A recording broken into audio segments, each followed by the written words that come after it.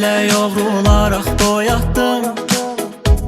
Cavan ömrü solan gül tek saraldım. Her gedənin arxasıca su attım. Nə durmusan suda gedirsən də get. Dillərin əzbəridir, saf eşkimiz nə tez bitdi. Xoş qayğımız, ilgimiz bir fəsilə sığışmadı sevgimiz.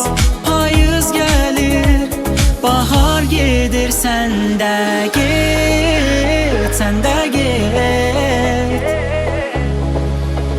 sən də get, sən də get, sən də get,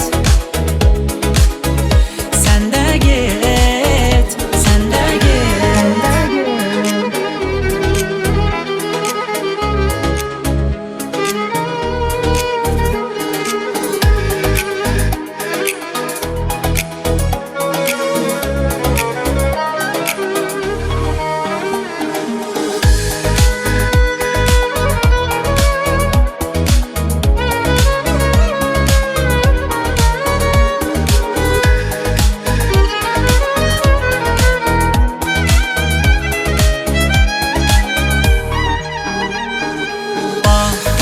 Gecə sular kimi durğunam, qocalmışam mən, elə bil yorğunam. Məni tək qoy, mən gecəyə vurğunam.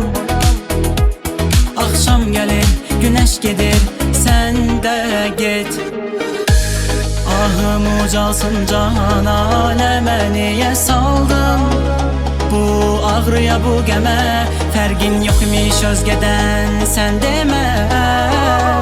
O da gelir, bu da gedir, sən də